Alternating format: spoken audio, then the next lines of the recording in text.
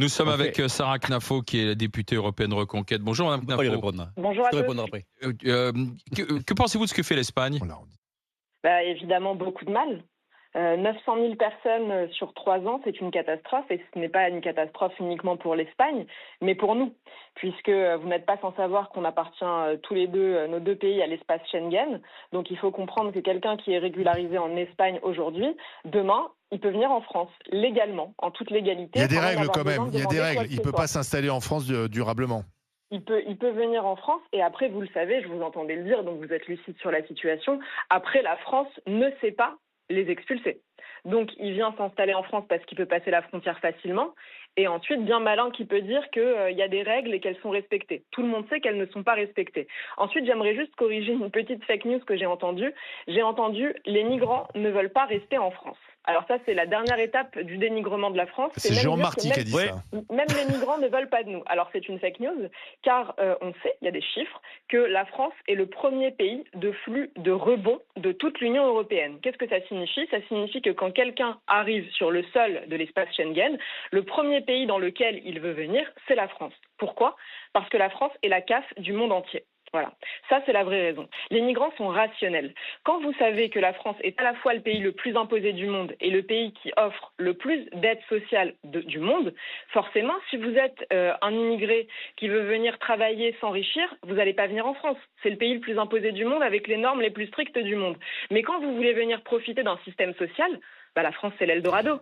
Néanmoins, donc ça c'est une fake news et les chiffres le prouvent. Mais Sarah Knafo, pardon, il y a un argument quand même qui est avancé en Espagne, socialiste, et avancé aussi en Italie. L'Italie étant dirigée aujourd'hui par Madame Meloni de droite. C'est finalement, il y a un vieillissement de la population, il y a un problème de main-d'œuvre dans certains métiers, d'ailleurs de plus en plus de métiers, parce que maintenant on recrute des médecins étrangers.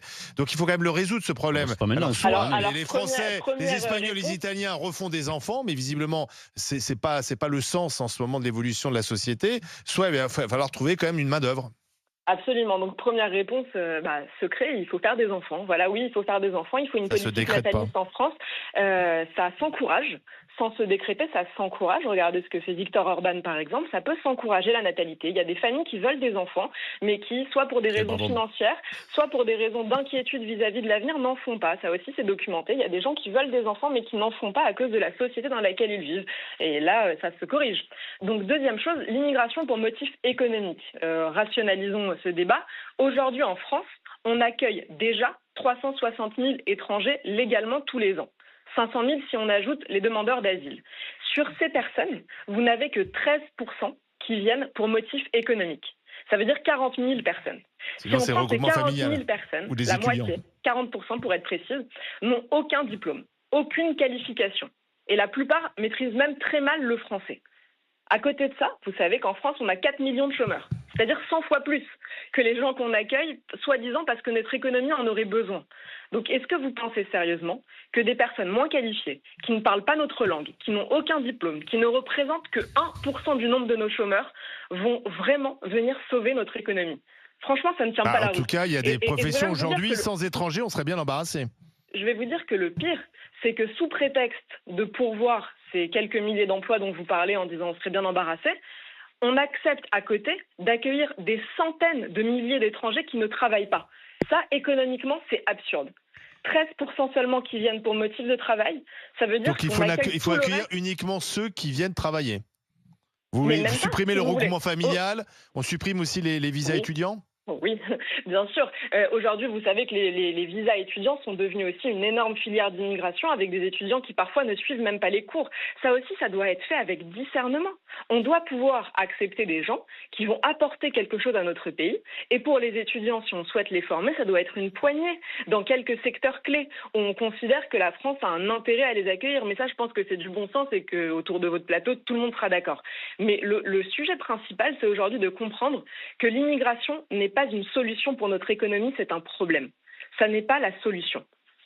Pourtant, grâce à cette immigration, le FMI prévoit de la croissance en Espagne. Certainement pas. Non. Madame Knafo, le FMI... J'ai mal à vous entendre, tout le monde parle en même temps. Je vous en prie. Non, selon les prévisions économiques, on prédit de la croissance avec cet apport en Espagne d'ailleurs, de la croissance économique avec cet apport de main-d'œuvre. C'est ce que disent les économistes. Alors, Deux sujets. Premièrement, le sujet économique où je vous dis que pour la France, on pourrait même être un contre-exemple pour tout le reste du continent parce que nous, ça, on l'a fait.